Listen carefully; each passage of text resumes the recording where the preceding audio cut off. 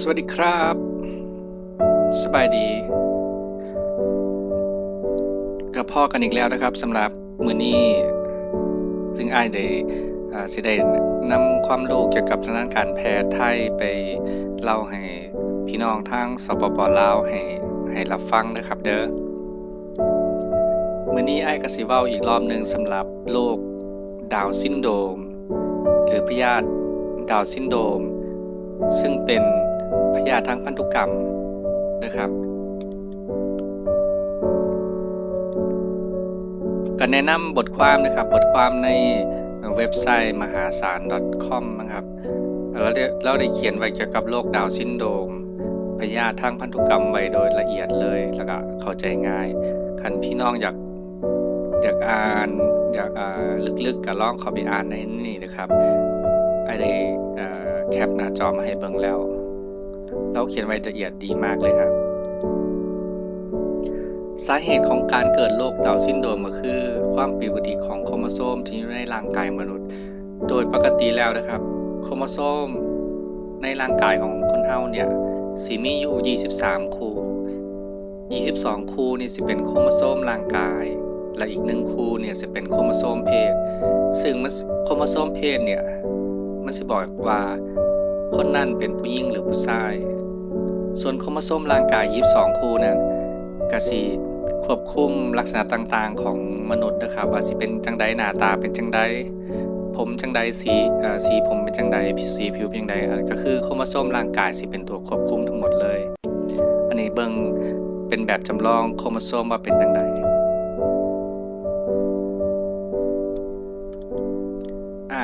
คันในทางวิทยาศาสตร์นะครับโครโมโซมก็สิประมาณจังซี่คันเบิ่งเข้าไปลึกๆก็สิเป็นเกลียวข้างในสมมุติว่าใน1เซลล์เนี่ยใน1เซลล์มันก็สิมีโครโมโซมกับเบิ่งกันว่ามันสิเป็นจังซี่นะครับโครโมโซมสิเป็นคู่ๆอยู่กันเป็นคู่มัดๆกันจังซี่ภายในโครโมโซมมันก็สิมีหยังก็สิมีสายพวกโมเลกุลต่างๆไขว้กันไปไขว้กันมาแต่ละสายพอตัดออกมาแล้วเขาสิเรียกว่ายีนก็สิมันก็สิเป็นลักษณะจำเพาะของแต่ละคนว่าคนเฮามียีนแบบใดต่อกันแบบใดเป็นลักษณะจำเพาะแต่ละคนสิบ่คือกันให้เบิ่งนะครับโครโมโซมร่างกายของคนเฮาเนี่ยสิมีอยู่23คู่อันนี้เป็นของผู้ชายอีกฝั่งนึงก็เป็นของผู้หญิงนะครับก็สิเป็นคู่ๆแบบนี้คู่ที่1ถึงคู่ที่22แล้วก็คู่สุดท้ายก็สิเป็นโครโมโซมเพศที่อ้ายเว้าให้ฟังก็คือเป็น XY หรือว่าเป็น XX คันเป็นผู้ชายโครโมโซมคู่ที่23ก็สิเป็นโครโมโซม XY คันเป็นผู้หญิงโครโมโซมคู่ที่23ก็สิเป็น XX อันนี้ก็คือแบบจำลองโครโมโซมที่นักวิทยาศาสตร์ได้เขียนไว้สำหรับโครโมโซมของคนที่เป็นโรคดาวน์ซินโดรมนะครับได้ใช้เบิ่งปกติโครโมโซมของเฮาก็สิมีอยู่23คู่ว่าครับก็คือ22บวกกับโครโมโซมเพศเป็น X หรือ Y แต่ว่าความผิดปกติของคนไข้ที่เป็นดาวน์ซินโดรมก็คือว่าโครโมโซม11เนี่ยแล้วสิมีเกิดมาอีก1คู่เดี๋ยวเบิ่งนะครับก็คือมี3อันนะครับคู่เดียวมีอันนี้ก็คือเป็นคนที่เป็นโรคดาวน์ซินโดรมก็คือโครโมโซมคู่ที่21เราเกิดมา1อันก็เป็น3อัน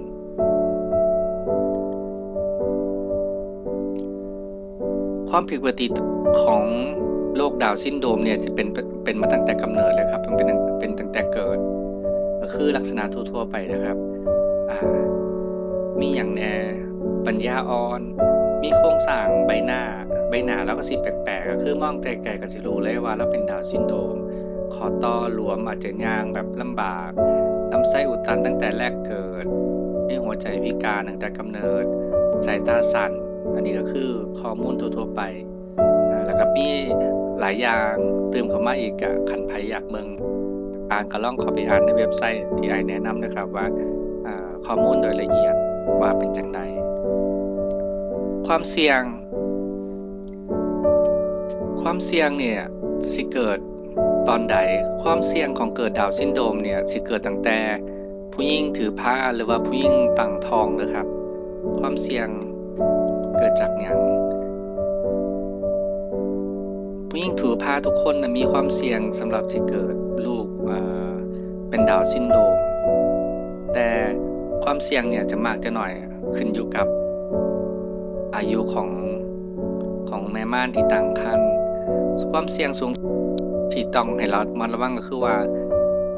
ผู้หญิงถือผ้าผู้หญิงที่ถือตั้งครรภ์ตั้งแต่อายุ35ปีความเสี่ยงเราสิเป็น1ต่อ350หมายความว่าผู้หญิง350คนเนี่ยสิมี1คนมีลูกเป็นดาวน์ซินโดรมและหลังจากนั้นพออายุขึ้นไปเรื่อยๆ40ปี45 49ความเสี่ยงก็สิเกิดขึ้นเรื่อยๆยิ่งตั้งท้องอายุเยอะๆอายุ49ปีความเสี่ยงก็สิมี1ใน8หมายความว่าผู้หญิงถือผ้าอายุ49ปี8คนเนี่ยสิมีลูกเป็นดาวน์ซินโดรมอยู่1คนการนี้จะบอกให้ฟังเพราะว่าอัตราความเสี่ยงมันก็สิไปเรื่อยๆบ่แม่นว่าเด็กน้อยตั้งท้องแต่น้อยสิบ่มีความเสี่ยงสมเบิ่งอายุที่20ก็มีความเป็นไปได้ก็คือ1ต่อ526ก็คือ1ใน526ของผู้หญิงที่ถือผ้าอายุ20ปีเนี่ยก็สิเป็นดาวน์ซินโดรมมีโอกาสเป็นดาวน์ซินโดรมอันนี้เบิ่งความเสี่ยงเกิดขึ้นทุกอายุแต่ว่าขึ้นอยู่กับว่าอายุปานใดตอนตั้งครรภ์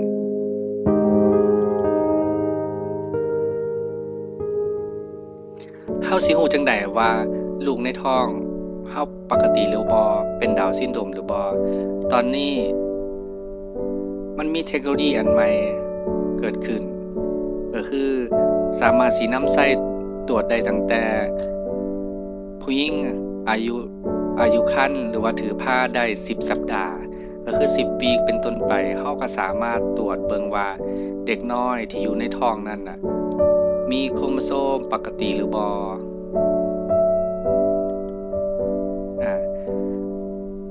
อาจสิให้เบิ่งคำถามมาตอนที่ผู้หญิงถือผ้าเนี่ยผู้หญิงถือผ้าเขาจะมีความสงสัยจังซี่ว่า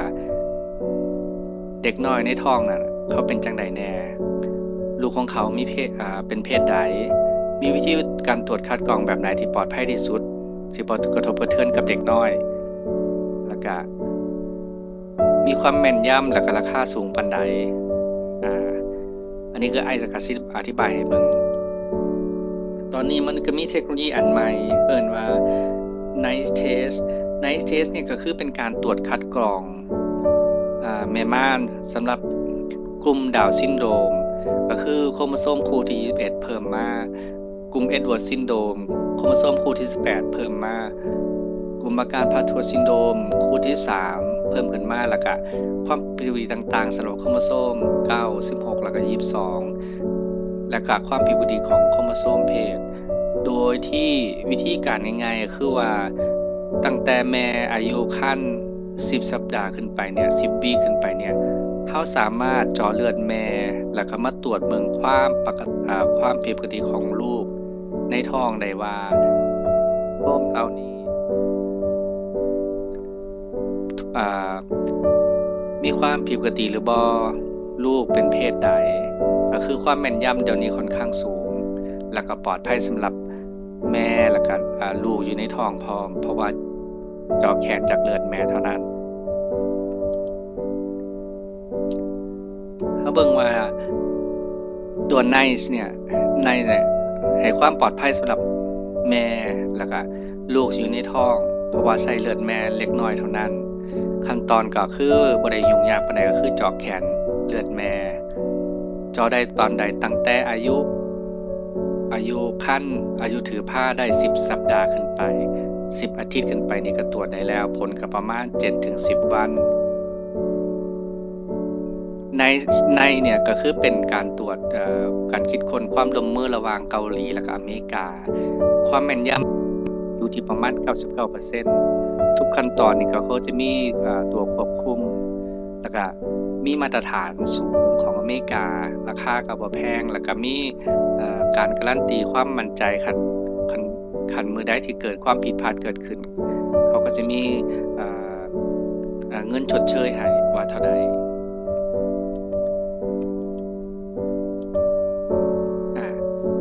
ตัว Nice Test เนี่ยมันเหมาะสำหรับผู้ใดแน่ Nice Test เนี่ยสามารถตรวจได้ก็คือว่าให้ฟังว่าตัวใดตั้งแต่10สัปดาห์ขึ้นไปสำหรับกลุ่มใดกลุ่มแม่ม่านที่ต้องการตรวจคัดกรองที่มีความแม่นยำสูงกลุ่มแม่ม่านที่มีอายุตั้งแต่อายุ35ปีขึ้นไปแต่ว่าต่ำกว่านั้นก็สามารถตรวจได้นะครับแล้วก็มีคันเราตรวจคัดกรองโดยวิธีอื่นเป็นบวกก็สามารถใช้ตัว Nice เนี่ยได้หรือว่าคันเราอุลตราซาวด์เราเห็นภาพปกติของเด็กน้อยก็สามารถตรวจใช้ชุดตรวจตัวนี้ได้นะครับสำหรับผู้หญิงถือผ้าที่มีประวัติทั้งครอบครัวเป็นพวกดาวน์ซินโดรมหรือความผิดปกติต่างๆเนี่ยก็ควรที่จะตรวจแล้วก็ตัวในนี่ก็คือมีความปลอดภัยค่อนข้างสูง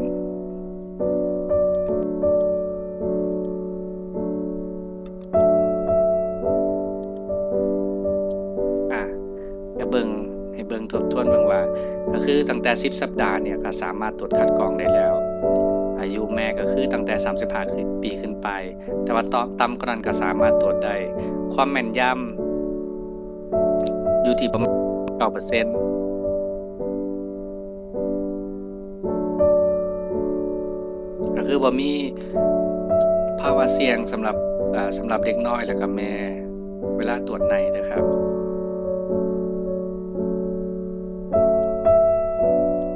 เบิ่งว่าตัว Nice Test เนี่ยมีจักแบบก็คือจะมี Night Light Night แล้วก็ Night Twin Night Light ก็คือเขาจะตรวจความผิดปกติโดยเจาะจงเลยคือโครโมโซมคู่ที่21คู่ที่18คู่ที่13แล้วก็สามารถบอกโครโมโซมเพศได้แล้วก็ความผิดปกติของโครโมโซมเพศอายุครรภ์ก็คือ10สัปดาห์ขึ้นไปเลือดแม่ใส่เท่าใดก็คือเลือดใส่ก็ประมาณ 8-10 มิลลิลิตรเวลารายงานผลก็ประมาณสูงสุดก็ประมาณ10วันกรณีที่ผลเป็น high risk ก็คือมีความเสี่ยงสูงนะครับ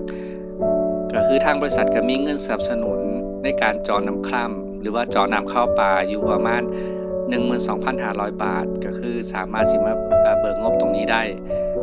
แล้วก็มีเงินประกันให้ว่ากรณีที่เขารายงานผลผิดก็คือรายงานเป็น false negative ขันผลออกมาเป็นบ่ถูกต้องก็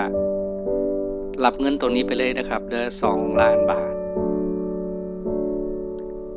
อีกอันนึงก็เป็นNiceธรรมดานี่ก็คือตรวจโครโมโซมคู่ที่10 21 18 13 9 16 22แล้วก็โครโมโซมเพศแล้วก็บอกเพศได้แล้วก็มี8ไมโครลีเลียชันแล้วก็มีก็คืออายุครรภ์ก็คือพอๆกันคือ10สัปดาห์ขึ้นไปเลือดแม่10ซีซีเวลารายงานผลก็ประมาณ10มื้อแล้วก็มีเงินสนับสนุนในการเจาะน้ำคร่ำ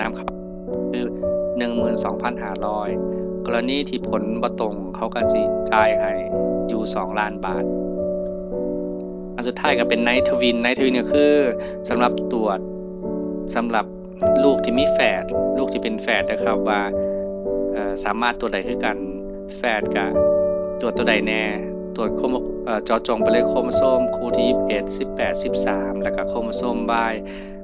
แฝดนี้ก็ต้องใช้อายุครรภ์แม่สูงสุดขึ้นมาแน่ก็เป็น12สัปดาห์ขึ้นไปเลือดก็ประมาณ 8-10รายงานผลก็ประมาณ10มื้อแล้วก็มีค่าเงินสนับสนุนเกี่ยวกับการเจาะน้ำคร่ำเจาะน้ำเข้าป่าอยู่ 12,500 แต่ว่าตัวนี้สิบ่มีประกันให้เพราะว่าในการตรวจแบบแฝดนี่ค่อนข้างใช้เทคโนโลยีค่อนข้างสูงอันนี้ก็อธิบายให้ฟังโดยสรุปก็คือว่ากรณีท่านหมอหรือว่าคนไข้ก็สามารถสิเลือกใช้ได้ว่าสามารถที่ตรวจแบบใดในไลท์ก็คือแบบเจาะจงลงไปเลยว่าเป็นโครโมโซมกลุ่มดาวกลุ่มแอดเวิร์ดกลุ่มปาทั่วแล้วก็เกี่ยวกับโครโมโซมเพศแล้วก็ เพศทุกกรณีของการตรวจเนี่ยก็จะมีถ้าเป็น High Risk ขึ้นมาคือมีเงินสนับสนุนให้ 12,500 บาทสำหรับจอนำคล่ำหรือว่าจอนำข้าวปลานะครับไนท์ไลท์กับไนท์ซื่อๆเนี่ยเขาจะมีวงเงินประกันให้กรณีผิดพลาดผลผิดพลาดอยู่2 ล้านบาทอันนี้ก็คือเป็นข้อดีก็คือเขาประกันความบ่ถูกต้องเลยว่าเมื่อใดผลผิดมากก็คือเขาจ่ายทันทีเลย2 ล้านบาท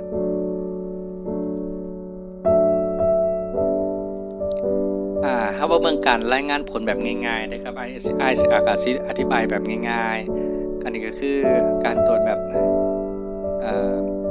ไนท์ไลท์ก็คือเขาก็สิบอกเลยว่าอันนี้กรณีนี้นะครับเห็นผลตัวสีแดงบ่ครับก็คือขึ้นเป็น High Risk โครโมโซมคู่ที่21อันนี้ก็คือมีความเสี่ยงบอกเลยมีความเสี่ยงที่จะเป็นดาวน์ซินโดรมค่อนข้างสูงแล้วก็เพศเดี๋ยวขอชี้ให้เบิ่งนะครับตัวนี้นะครับโครโมโซมคู่ที่21เป็น High Risk ก็คือเป็น High Risk ก็คือเป็นดาวน์ซินโดรมมีความเสี่ยงสิเป็นดาวน์ซินโดรมแล้วก็เพศผู้หญิงเป็นเพศใดเป็นเพศหญิงนะครับกรณีจังซี่เฮ็ดจังไดต่อคันคนไข้หรือท่านหมอที่นำคนไข้ไปตรวจยืนยันอาจจะเป็นจอนำคล่ำจอนำข้าวปลาก็สามารถที่จะมาเบิกงบประมาณตรงนี้ได้ในวงเงิน 12,500 บาทเพื่อเป็นค่าใช้จ่ายในการเจาะน้ำคล่ำเจาะน้ำข้าวปลานะครับ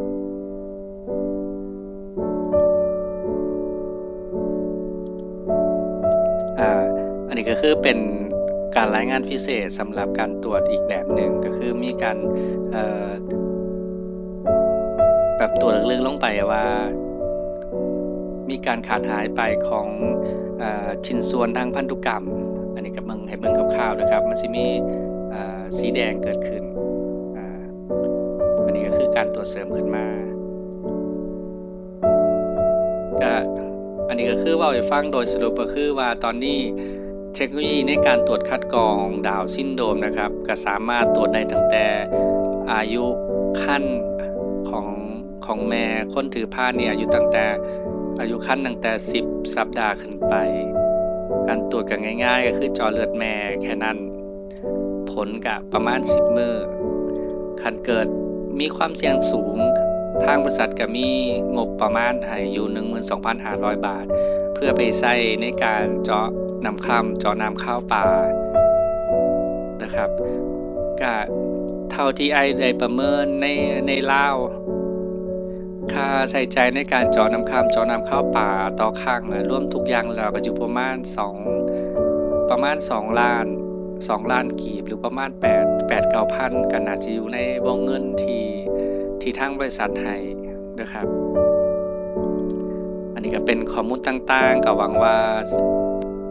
เป็นความรู้แล้วก็เกี่ยวกับเทคโนโลยีในการตรวจดาวน์ซินโดรมก็คิดว่าน่าจะสามารถนำไปใช้เกี่ยวกับ